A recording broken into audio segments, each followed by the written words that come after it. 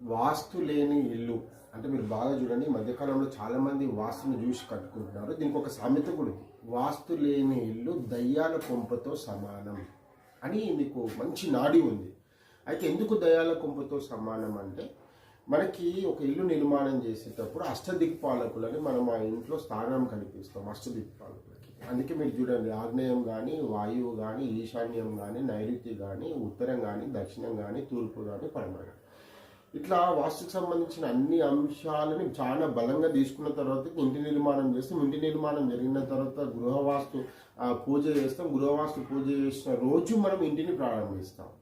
కానీ చాలామంది మీరు అనుకుంటారు పూర్వం వాస్తు ఉందని మీరు అనుకుంటారు. 100% పూర్వం పెంకుటిల్లు ఉన్నా కూడా అది వాస్తు ప్రకారమే నిర్మాణం అయింది.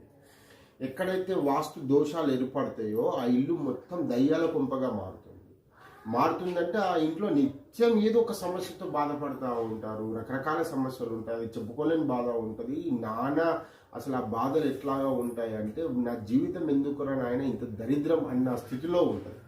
అట్లాగే కోట్ల రూపాయలు పెట్టి కొన్ని విల్లాస్ కడతా ఉంటారు, ఇంటి నిర్మాణాలు చేస్తూ ఉంటారు, పెద్ద పెద్ద విల్లాస్. ఎక్కడొక చోట వాస్తు దోషాలు ఏర్పడుతూ ఉంటాయి. ఒక సింగిల్ అంటే 100లో ఒక వాస్తు దోషం ఏర్పడితే పెద్ద నష్టం కాదు. కానీ పూర్తిగా ఇల్లే మారిపోతే, 1 కోటి రూపాయలు పెట్టి కట్టిన వాడు పూర్తి ఇల్లే వాస్తుగా మారిపోయింది అనుకోండి, అంటే వాస్తులే నిలువ తయారైంది అనుకోండి, అప్పుడు ఏంటి పరిస్థితి? వాడు ఒక 10 మందిని పిలిచి ఆ ఇంటిని రిపేర్ చేసుకున్నా కూడా మళ్ళీ అదే ఖర్చు ఉత్పన్నమవుతుంది.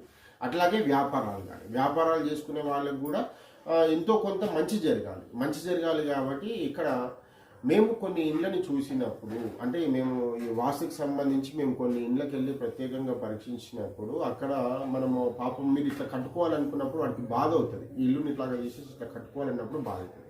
వాడు అప్పటికి 10 కోట్లు పెట్టుంటాడు దాని మీద. తర్వాతకి ఏంటి వాడి పరిస్థితి?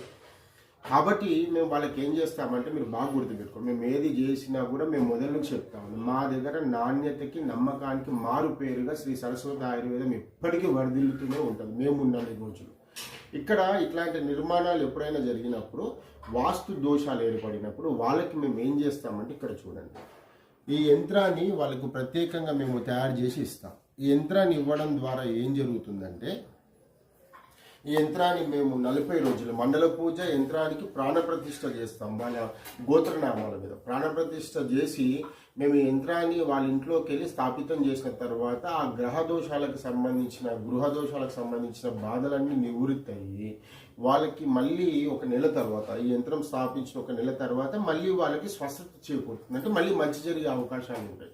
ఇక్కడ మీరు చూడండి, 1 కోటి రూపాయలు కట్టుకున్న వాడిని ఇది కూల్చండి అంటే